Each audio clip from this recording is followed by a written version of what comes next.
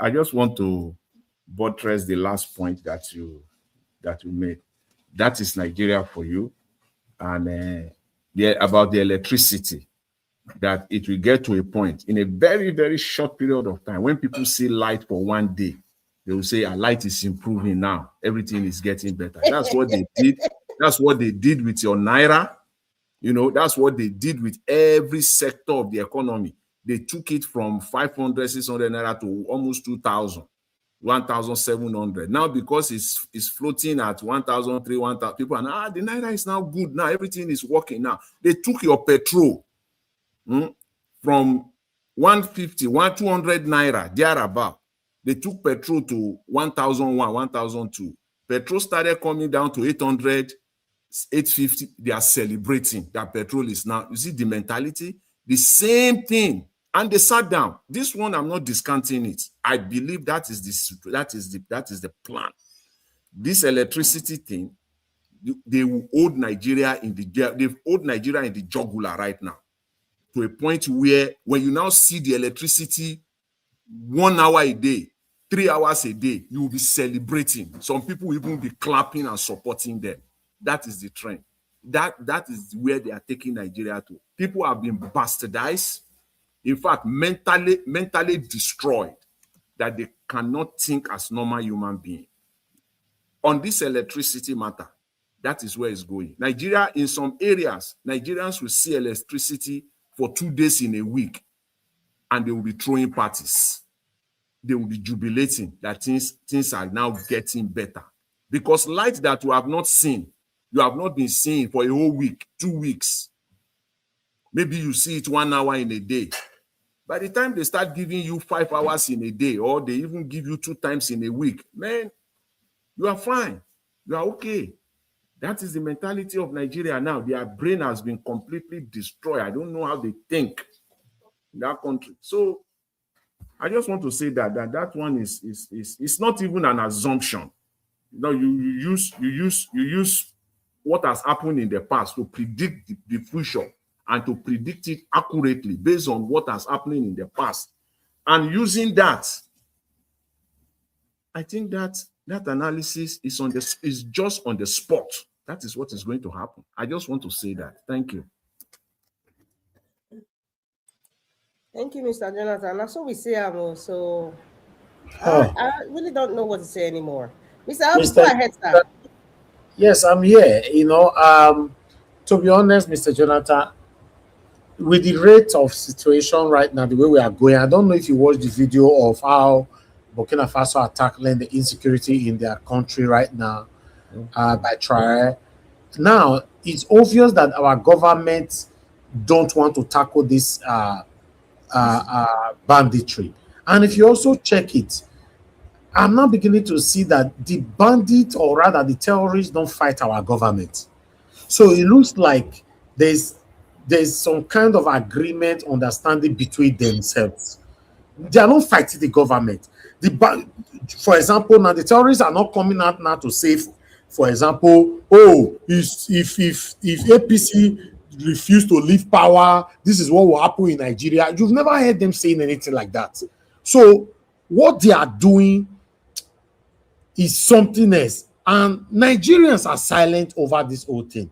That's my main concern. Nigerians are silent, like when it's not affecting your family members, there is none of your business. Until it now affects your family member or even you, that is when you take it seriously. Just like, for example, you see more celebrities coming out now to say, oh, the money they are spending to buy petrol now is high and all that, blah, blah, blah. They can't continue anymore. Oh, it's because it's affecting them.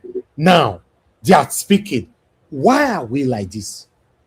Mr. Jonathan, talk to us. You have the floor, sir. Good evening. Yeah, let me greet you, Mr. Elvis. Yeah, I agree with what you said. I'll respond to it briefly. I greet you. Happy weekend. God bless you, and greatly for the work you are doing. And Madam Rita, Madam Kashi, you're welcome once again. God bless you. It's good to hear your voice once again. Thank you, sir. Yeah, and Mommy Diaspora, you're welcome. Good evening. God bless you greatly. And my fellow commenters and callers, I greet everyone, prospective callers. God bless you all greatly. You see, what you are just saying now with respect to the banditry and terrorism, everything we're saying here is just what people will call in the money. It is correct. It is just correct. It is just the fact that people can ignore the truth, but you can't do that forever. Truth will catch up. Lies can go for 20 years. It is only one day that truth will always catch up. Everything we're saying here is just the truth. The APC is not fighting terrorism. Why? It's very simple.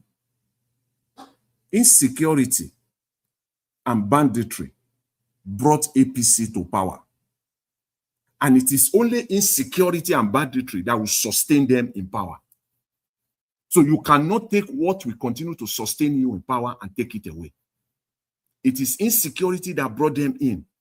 Effectively, it is this insecurity that will continue to sustain them there. Hence, they are nursing it, they are massaging it, they are romancing insecurity. That is just the picture for if people who wants to know who want to listen or hear the truth and know the truth. Take insecurity out of Nigeria today, APC will collapse. Tinubu will fall. When they say a party fall or a leader fall, you know what that means? It will be out of power. There will be no APC again. The party will be worse off than what we are seeing happening in PDP. It will implode, literally implode. So the insecurity is what is feeding this government. Insecurity is what is feeding APC as a party. They cannot last without insecurity. So you see our dilemma. You see Nigerians are now at the center of this now, because some few people want to hold on to power. Hence, they have to continue to nurture insecurity. That is, they are nurturing it, feeding insecurity fat. If it is not so, we all listened yesterday. Yesterday was Friday. It was Thursday when the chief of army staff came out and comparing, squaring the terrorists with the prodigal son. Just look at the mind. A whole army general. Just look at his brain, the brain of a chicken. Listen to it. I didn't even know what to say yesterday. I think you presented it, but I was stunned. Even if he has that in his brain, in his head, do you even have to bring it to the public space? A whole general, his brain is that of a brain of a chicken. And that is the man that is entrusted with is the head of the Nigerian security apparatus, as it were today. Said the banditry, comparing them with the prodigal son in the Bible. How? In other words, when they come back, the way the father embraced the prodigal son, throw a lavish party for him. That is what Nigerians should be doing to kidnappers, terrorists all over Nigeria. When they come, oh, they have come back. We are happy. Just come. They can even build houses for them, because what the father of the prodigal son did, to the point where the brother, the one that was diligent, he was angry. So what they want to be doing for terrorists now in Nigeria, just look at that, for crying out loud. So terrorists now, they will even build houses for them. IDP are there. The people that they threw them away out of their homes. They are there, refugee in their own country.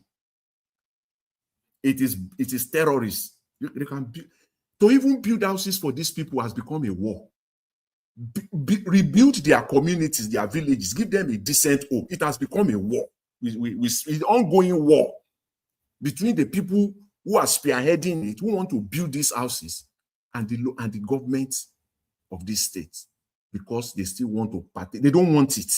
The point is just that they don't want it. Let the status quo remain. But terrorists, they are ready to build houses for them, buy cars for them, because they are prodigal son. So Nigeria can lavish on them. Can you see that? That's why I said this one is an army general. For crying out loud, not just an army general, the head of the Nigerian military structure, the Nigerian military, not just the Nigerian army, Nigerian military, both the army, air force, and navy, is in charge.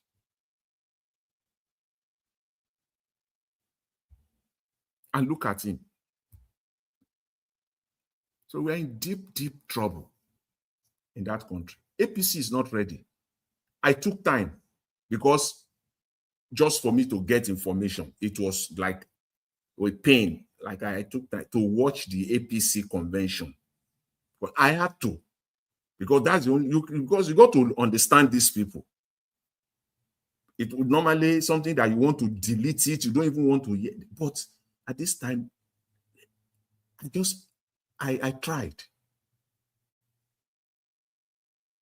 I skip as much as possible, but I'm waiting when the key people are talking at that convention. I listen to them. We are in deep trouble.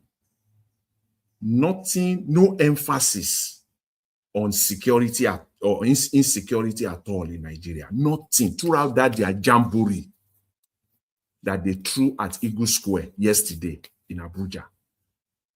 Nothing. They don't even care. If anything,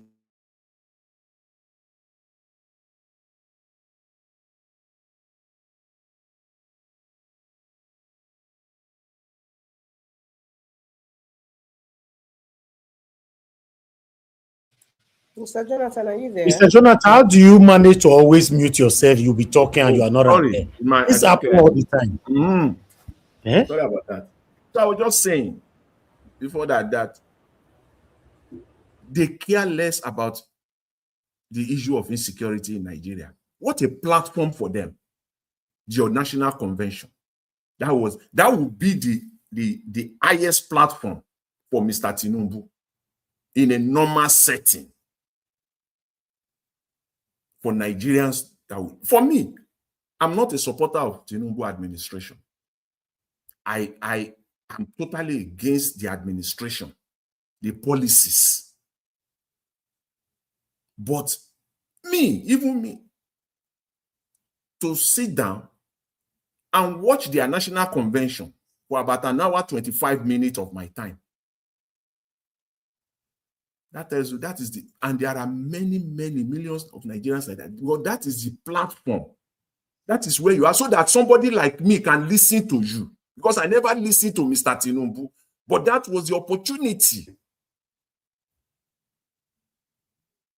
for that party that, okay, all the people that are not supporting us, this is the day, this is the moment. They want to hear us, they want to listen to us.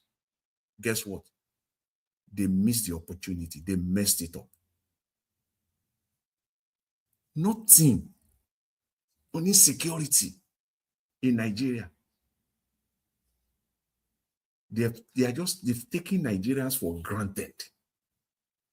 Nothing tangible. Like as in the electricity matter that he talked about. Just look at the way he glanced through it with lies. Just to lie to Nigerians. It doesn't add up. Nothing concrete. No timeline. They cannot come out and say the truth that, okay, on education, this is what we are going to do. And some stupid people will still be supporting them, talking about the loans that they gave to Nigerian university students or higher institution students in Nigeria. How much were these people paying? If you don't know, I know. If you don't know, if Nigerians, because many people, if you don't know, I know, because I have people that I'm paying their tuition in Nigeria. Not 2, not 3. How much was the tuition? How much was university tuition in Nigeria before they started this? They deliberately shut it up in some universities by more than 500%. Some fees that you have never heard of, as if it is not in that Nigeria that we all went to school.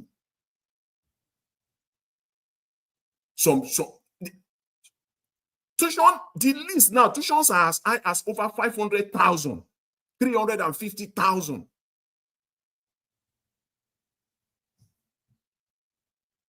$450,000, 470,000. Yes.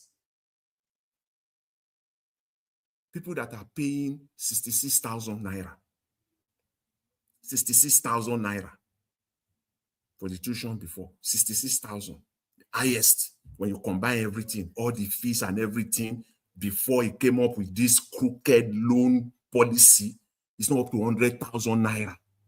Federal universities in Nigeria, now they are paying as much as over 400,000. Some of these universities over 500,000. That is what it is. Fact.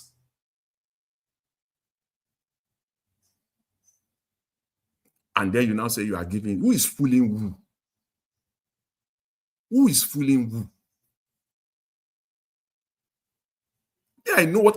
And in this institution, most of these institutions, it's not like, okay, the amount that you have increased, this level of increase, it's not like the quality justifies this increase. It is worse off. I call all the people that I support, I call them my children. So when I say my children, I have 4 kids of my own biological.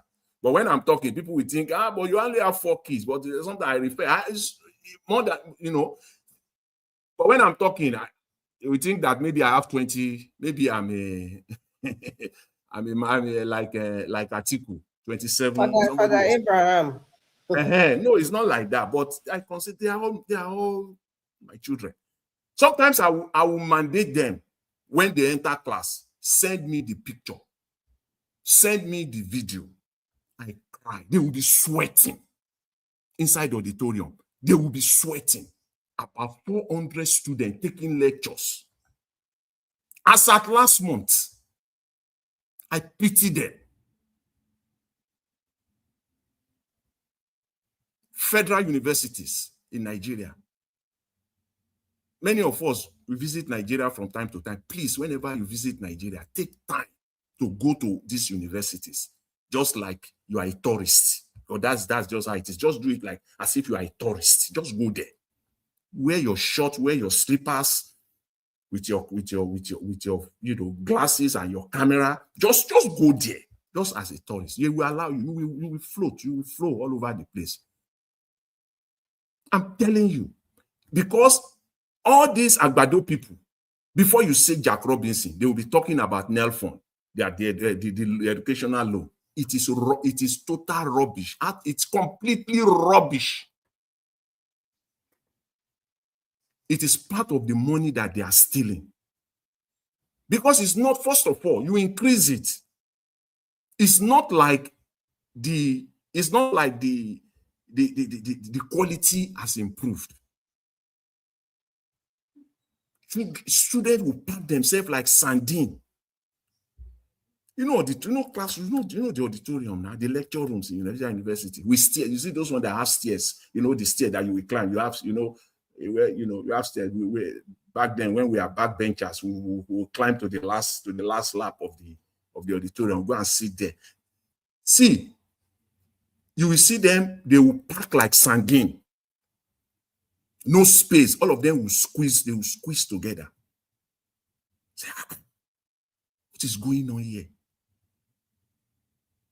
It's not like, okay, we have improved it.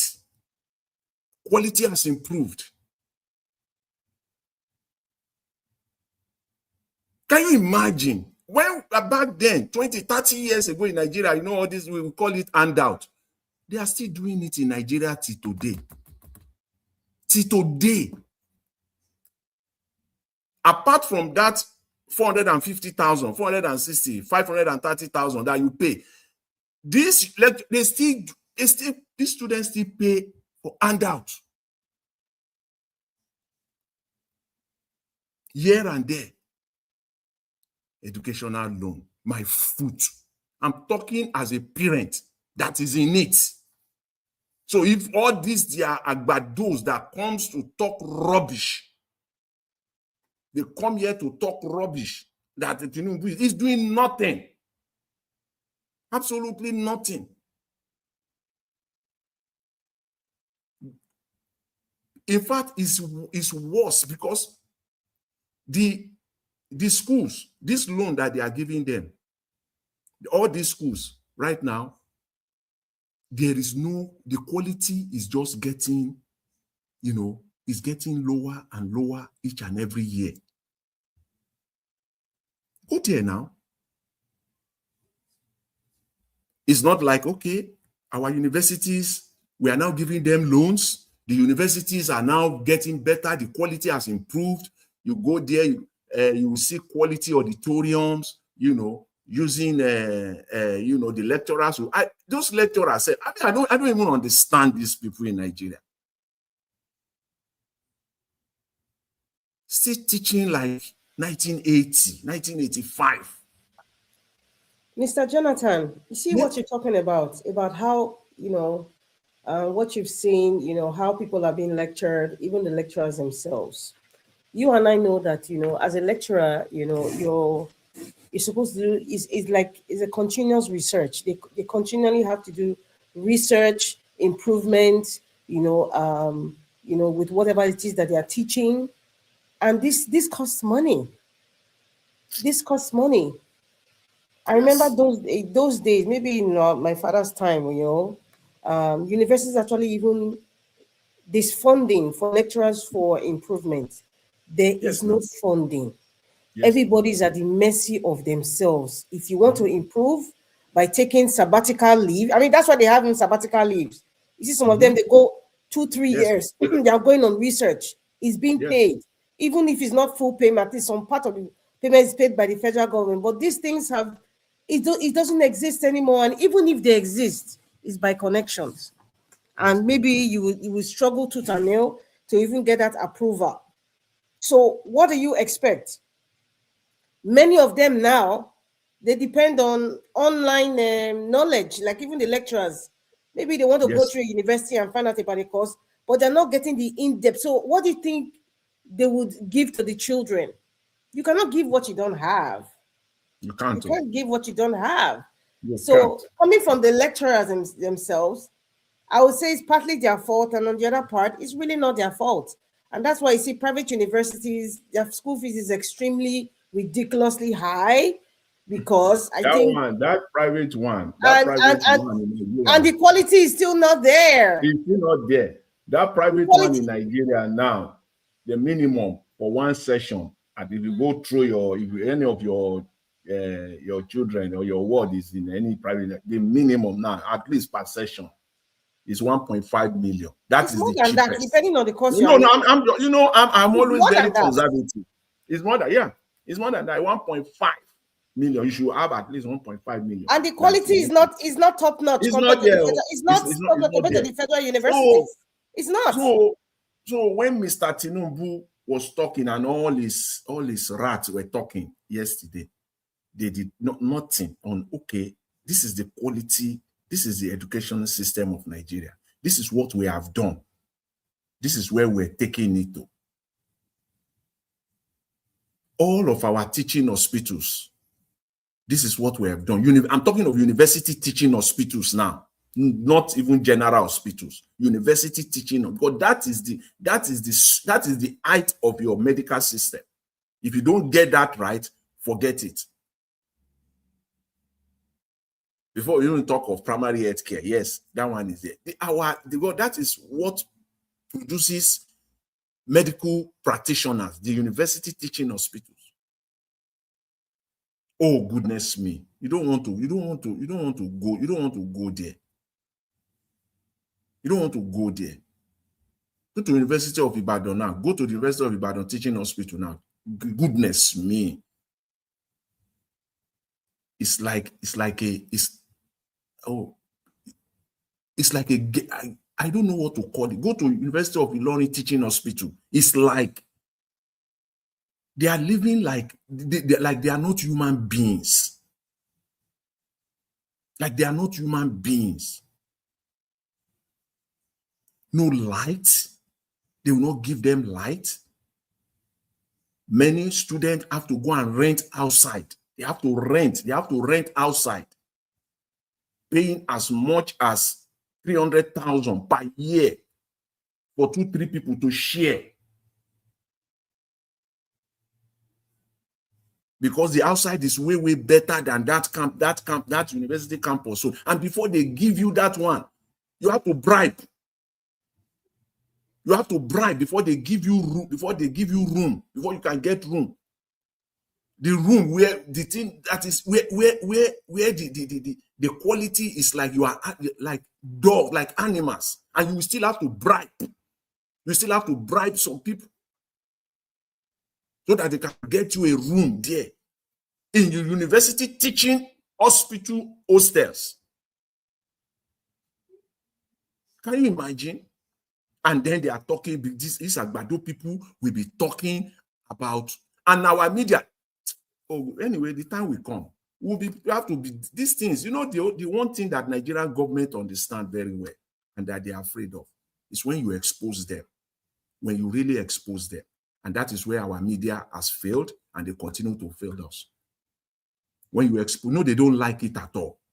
That's why they are spending so much money to get social media influencers, bloggers on their side, because those are the people that can really expose them. They are doing a big deal to expose them, and the way they are handling is that if we can cage them, if we can buy as many of them as possible, these things will not come out. Because the traditional media, they are not doing it. Just expose them. In Nigeria, shame them. I believe that their convention yesterday was a big opportunity to showcase what they have done, to kickstart their campaign for 2027, your agenda for 2027 campaign. That is your platform. That's where everything you say there is what your campaign will be on. These people did not say anything. Nothing. On education, on healthcare, above all, insecurity, nothing. Housing, nothing.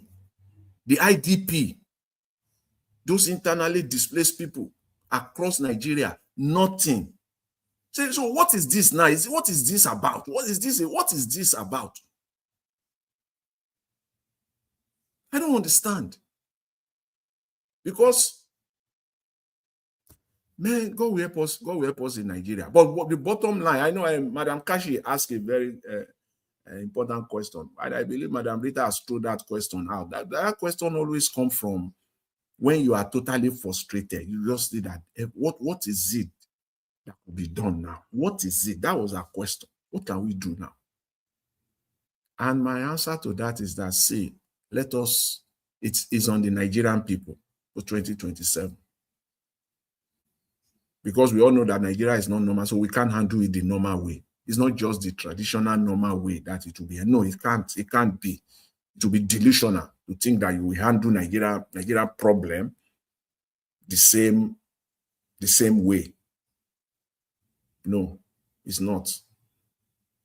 And the people that will do it differently, this time around, you are not just going to vote and walk away. You are not just going there to line up and walk away. You have to do it differently. It is on you. It is on the Nigerian people. And don't be deceived. By October, November, you start seeing light.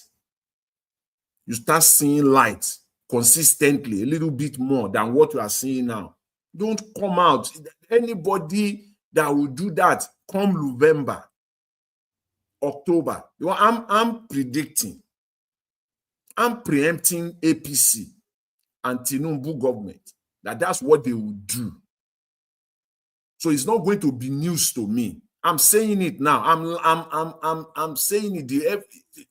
I'm shouting on top of my voice now. Please, it's not going to be a news. It's not going to be anything new. When people will come 3-4 months to election and they say, there is light now. Things are now normal. I'm now seeing light. It's 3 days. They have this past weekend, there was light all through. Everything was fine. Please, especially this Christmas, this 2026 holiday season, you may enjoy light for a whole month. For a whole 1 month, the thing will not blink. For a whole 1 month, don't be deceived. You got to pay them. You got to pay them back. And it is your votes. Your vote is your power. You got to, if you do, Nigerians, when I was preparing to join the platform, I was listening to a guy that called from Lagos. And he said, if the guy called from Alimosho, talk of Lagos politics. That is the center of Lagos politics. Alimosho is the center. Peter Obi won Alimosho local government. I really want to hear people from that part. That is the in terms of electoral value. That is the area that has the highest electoral value in Lagos State. Alimosho local government area. It's always a do or die. That is Mr. Tinubu's stronghold. He lost it to Peter Obi in 2023. Mr. Jonathan, that's Alimosho. Yes. Is that not where the Lagos State speaker is from? What's his name? Obasa? Yes, now. No, Agege. He's from Agege. Agege. He's from Agege local government. But Alimosho it covers almost 25% of Lagos State. Ikotun-Egbe, Idimu. So Alimosho is so big. It covers part of Mushin, part of Oshodi. Alimosho covers part of the places where you will go now. You say, I'm in Oshodi. No, you are not in Oshodi. You are already in Alimosho local government area. There are places in Lagos where you think, I'm in Mushin. No, you are already out of Mushin. You are in Alimosho. Go to Ikotun. You will think that, I'm still in. No, you are not there. You are still in Alimosho. That local government is huge. And the population there has the largest population. And Peter Obi won that local government. He won that Alimosho local government. I love it when somebody called from that local government. Those are where the real Nigerians, the real people that are really facing this, that Nigeria is really biting them hard. That is it. Talk of ghetto. Talk of all the ghetto areas in Lagos. You will find it inside Alimosho local government area. Mr. Jonathan, I think those places are, kind of very, very important because those, because the population there is very, very high. People who are living there and people who cannot really afford the basic Lagos rent. So the population is massive. So that's why when they put so much energy and pump a lot of money there, so they use those local governments as a tool to increase the numbers of voters in Lagos. That's what they're going to use this 2027. Areas where you have high population, extreme high population, density there.